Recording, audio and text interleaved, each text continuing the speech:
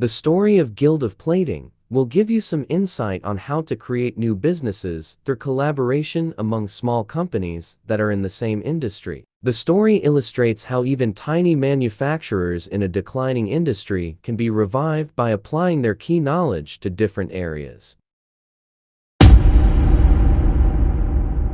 We're going to die, but we have tried nothing. I don't like such instrumentality. Okay, then tell us your brilliant idea. How can you rev up our accessories industry, which you say you think is dying? Hey, you two, calm down. We're all on the same boat. Stop fighting.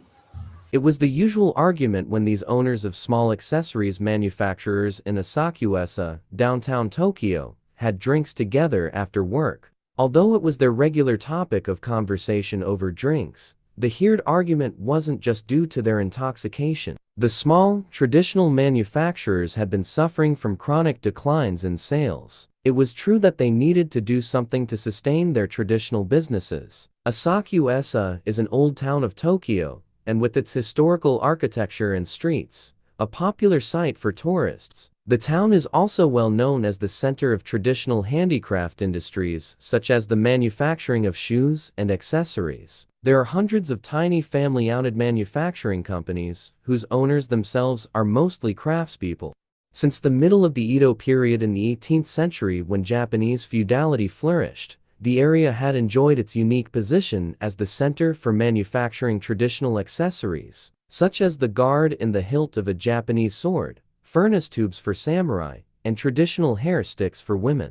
These accessories were symbols of luxury and adorned with gold or metal decoration. These handiworks were crafted with plating technology, and many craftspeople and artisans, along with merchants and wholesalers, gathered and enjoyed prosperity in the old town. Even after the modernization of Japan, Asakusa still remains the center for such handicraft industries and craftspeople. However, they have been struggling with both a shrinking market, mainly due to cultural change, and price competition, because of the rise of rivals in developing countries, especially in China. Tiny, family-owned accessories manufacturers have faced serious difficulties, and many have closed their businesses. These were literally the darkest days before the dawn of the handicraft accessory industry in 2000. Trigger facilitated discussions. SME owners. One hot summer day in 2001, the argument introduced in the earlier prologue took place. Although a familiar situation for the SME owners, it was definitely a reflection of their fears for the future. If we all are so anxious about our future and willing to do something about it, why don't we work on it? Seriously. Okay, but how?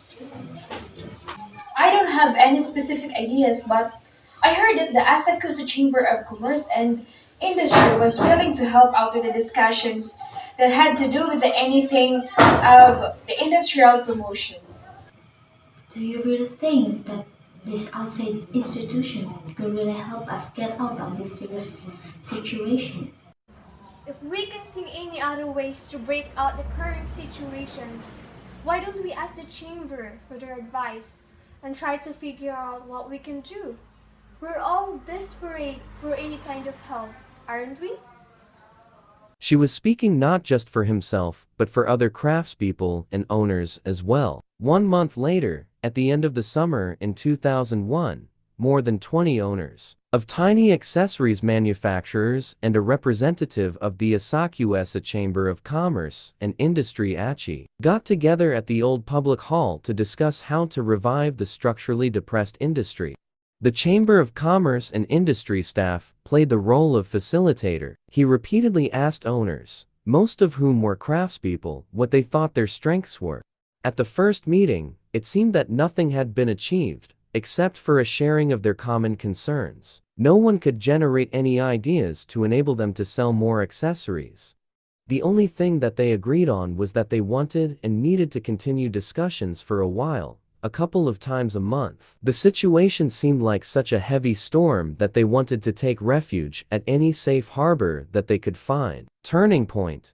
Discovering plating as their strength. When the SME owners were again looking for their core strengths at their third meeting, one of them, who happened to be the youngest among them, Gingerlicade, I am not sure if this is our core strength, but I believe we have been developing technologies. Huh? So what? We all know how to plate to create accessories. It's our business. We were taught plating from our parents since childhood. Yes, that's my point. We are really good at plating, silver plating, chrome plating, rhodium, palladium, platinum, and zinc. Okay, you don't have to tell us the kinds of plating that we do. We all know that. What are you getting at? We are really good at plating. We know which method to use for what and when. I think that might be our core strength. We have been bumping our heads together on how to sell more accessories. But what if we try to consider how to sell the plating technology? Good. That could be your core strength. Your industry has developed a high standard of plating technology for traditional accessories, but you have probably utilized the skills only for the accessories. What if you were to apply your plating skills to other areas? You mean we manufacture other products by plating? Not necessarily. We may want to think about plating for others. Plating for others sounds interesting. Every time I walk outside, I see something that I want to plate better. A gate of a house, a glass used at a shop, IT gadgets from a PC store. I often think that I would have done them differently with much better plating. But how could we market it? Maybe through a website? Who would build the website? I can only plate.